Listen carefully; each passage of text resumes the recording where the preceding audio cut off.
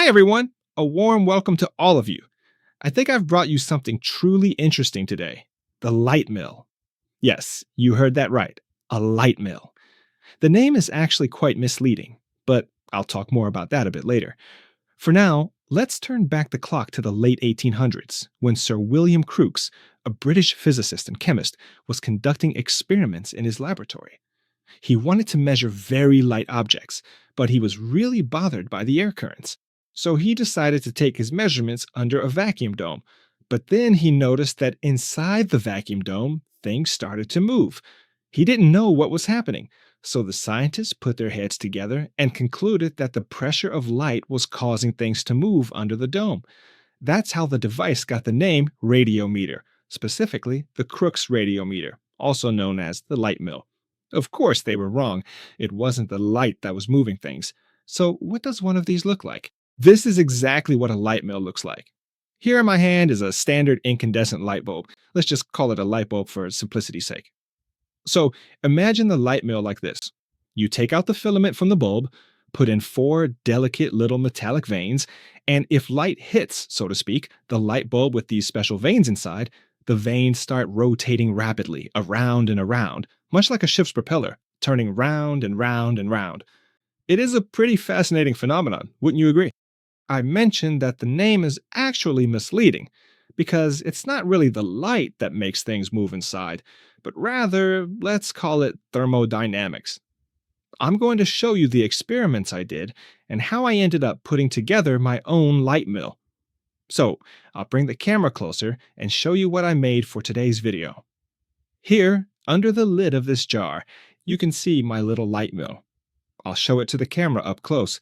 This is what it looks like. I previously pumped the air out of the jar, so now there's a pressure of 5 pascals inside. Here on Earth, the light pressure from the sun on a 1 square meter surface is about 10 micronewtons. So 1 square meter, 10 micronewtons. The surface area of this vein here is about 2 square centimeters, so the force that light exerts on the veins is negligible. There are two phenomena that help the veins to rotate. You should observe that when the black side is exposed to thermal radiation, it absorbs more energy and becomes significantly warmer than the white side. Not only do the sides themselves heat up, but so do the gas molecules directly in front of them. So if there is a gas molecule in front of the black side, for example, its kinetic energy level increases substantially, since the energy of gas molecules tends to increase in a direct proportion with the temperature. The energy of the molecule can strike the vein, and as a result, a tiny force is generated, which starts to push the vein. This is the smaller part of the torque that causes rotation. The larger part comes from the fact that since there is a temperature difference between the two sides, there is also a pressure difference, and this pressure difference helps the veins to rotate around. There are a few things that could be built much better than how I did it. For one, it should be made from much thinner glass, not this thick kind. You can use glass canning jars like the one I am holding in my hand right now. But for another example, it could even be built directly into the glass bulb of a light, just like this one. I carefully made it by cutting off the metal socket at the narrow neck of a bulb like this, and then I tried to build the delicate vein structure inside, right under the bulb. Well, I honestly think maybe professional watchmakers could do this better. I spent many long hours struggling to insert the tiny veins one by one and then slowly glue them all together, so I could have a small shaft. And at the end of this shaft, I tried to assemble the vein structure. Using tweezers didn't really work. Then came the big realization that I needed to switch to something bigger, and that's when the canning jar came into play. Heat radiation passes much more easily through thinner glass like this than through thick glass, so the whole light phenomenon would work much better if the glass were thinner. But it works with this too. I experimented with several different things there too. First, I tried cutting the veins out of thin aluminum foil. Here you can see one of these fragile veins. It's not so easy to build a stable rotating structure out of this material. It's very fragile. It didn't really work well, and I couldn't manage to blacken one side of the veins properly at all. Then came the realization to make the whole thing out of a sturdy beer can. I chose a specific beer can that already had a lot of black on it. Here you can clearly see that I have cut out a small piece from the side of this beer can, and the black side was immediately available for use.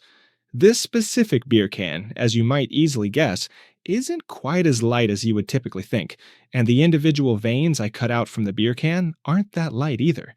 Just to show you exactly how much they're not, here is a single vein cut from the beer can. It weighs approximately 0.11 grams, while the other vein cut from thin aluminum foil weighs much less. This vein is so light that this little scale can't even measure its weight. It's very important that the structure is made in such a way that it contains light veins, is very well mounted on bearings, and that a low vacuum is created under the dome. Also, it's crucial that the veins are properly blackened. I had to realize that even though this one is black, it still shines a bit, and like this, it didn't work. I had to use a very simple trick. Namely, let's take a closer look at the candle. I'll show you exactly how it works. I made the black vein by simply lighting a candle and letting the flame do the work. I'll demonstrate the entire blackening process on the shiny side for you now, and you just have to set it up until it is completely covered. Just give me a moment to get everything ready. And here you can clearly see on this small section right here, the blackened part has already completely formed. This dark, heavily sooted area absorbs thermal energy remarkably well. It also possesses excellent heat resistance, and it is very cheap and incredibly easy to make the black side without any painting at all. One side is already naturally shiny, and I didn't even have to paint it white. I actually tried painting it white before, but it is really not easy at all to get it perfectly white. This is what a little blade looks like. I had to cut out 4 of them. It's not enough to just have a blade that's very light, with one side white and the other black. You also need good bearings. I solved this by placing a small glass bead at the tip of a sharp pin, positioned specifically in this exact manner. So I bought this at an auto parts store. Then I used the diamond file to cut it and made a little cap. I put the cap onto the tip of the needle, and this cap moves very easily. I'll show you up close with the camera how easily it can move. Here you can see the blades of the light mill. One side is shiny, the other side is black. There are 4 blades in total. I'll show you from above as well. You can see the 4 blades there. And if I gently nudge the whole structure, you'll see that the blades move with incredible ease and fluidity. I'm moving it down here with my hand, and up here you can clearly see how easily the blades turn. This elongated festoon bulb is just a purely decorative and aesthetic element. It stands on 3 legs. You can see the 3 legs here. I carefully secured and glued them with this little white glue to the inside of the jar lid, and to the top part, I attached a solid copper rod here. I soldered it firmly there. The end of the copper rod is pointed, and that's exactly where the grain of rice bulb is, that little bubble right there where my clip is now. And the blades move very easily on it. If I give it a little push, you see it moves quite easily. And I claim that if there is radiant heat here, right where my clip is, as a result, these blades will start to spin in one direction. Now, I'm going to carefully light the small candle here with this little gas lighter. In just a brief moment, the metal blade inside this glass jar will start spinning. As you can clearly see, it's already spinning quite well. I'll show you with the camera much closer now so you can observe how the blade is spinning. Even if it's not moving very fast yet, it's still a steady rotating motion. Actually, it's the candle that's burning right next to it that is the primary source that causes it to function. The gentle heat from my hand isn't quite enough to get it going, but the intense heat from the candle is more than enough to make the blade spin around remarkably nicely. This is exactly the kind of intricate device it is, and I'm extremely proud of it. I dedicated a tremendous amount of time and effort just to get it to move at all.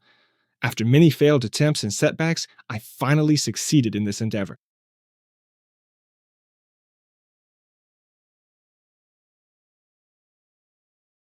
I blow out the candle. Okay, one more time. There, I finally managed it. As I mentioned to you, you could get much better results if the vacuum was lower, not 5 pascals, but 1. And if the dome was thinner, then this whole thing would probably work with an even smaller heat source. This candle really didn't produce much heat, yet it still works. You have to blacken one side with soot. It's not enough if it's just black, because if it's shiny black, the whole thing might not work.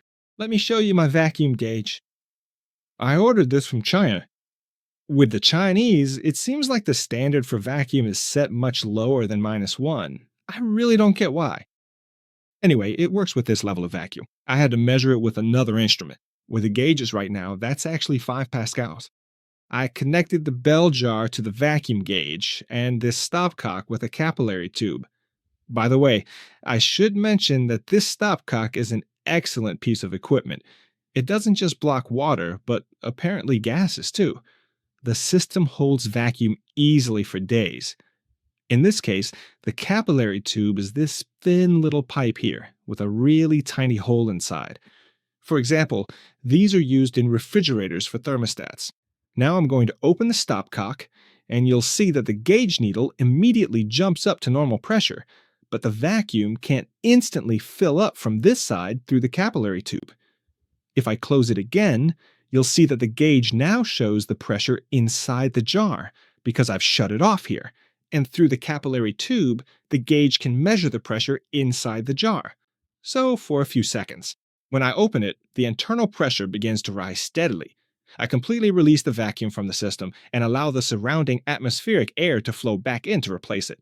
Now, I'm going to carefully lift and remove the heavy glass bell jar and show you exactly what's underneath. Sometimes you can try to do this while the vacuum is still on. Sometimes it works, and sometimes it simply doesn't. The vacuum really firmly seals and cements the jar securely in its place. Okay, it's finally moved. There we go. So I brought a pair of tweezers here somewhere. Here is the intricate paddle system that I built. In the middle, you can clearly see the tiny rice grain bulb, which I'll hold carefully with the tweezers. This small rice grain bulb holds the entire paddle system together. Of course, there's a tiny bit of friction, and since there's a vacuum, or almost a complete vacuum in the system, when it spins, the air resistance on the paddles is also extremely minimal. Gluing the paddles on was a completely different and challenging ordeal. It took about 30 tries to get it right. The mason jar is simply secured to this spot right here with double-sided tape, which I've just removed, and now you can see the thin capillary tube. The whole point of this was to be able to connect the system to the vacuum pump and effectively evacuate all of the internal air. If the pressure inside is significantly higher than it should be, then the device won't work, because the molecules are packed too densely inside the glass, which prevents the paddles from spinning. On the other hand, if the vacuum is too strong, let's say 1/10 of a pascal, then the problem is that there are so few molecules inside that even if they heat up, they can't create enough pressure difference between the black and shiny sides, and the system won't spin. Just give me a second while I go over here and grab the heavy hammer. So, my little paddle friend, you have certainly caused me quite a few long and frustrating sleepless nights lately. So with this final blow, your career is officially coming to a permanent end. With all of this extensive practical experience now behind me, I could now reproduce the paddles quite effortlessly and with great precision, since I know exactly where to buy beer cans with black sides, and I also know that the simple blackness of the material alone is not quite enough. You absolutely have to soot it with a candle. I can cut the paddles into the exact and appropriate shape with scissors. I can cut a grain of rice bulb in half with a diamond file so it spins on the tip of a needle. And once that's done, all you need is a mason jar, a vacuum, and perseverance. I put an incredible amount of time into making this happen and showing it to you. In theory, you can do it too. It's all a matter of persistence. I hope you liked my video, and if you did, please give it a like and subscribe to my channel. Thank you so much. Bye.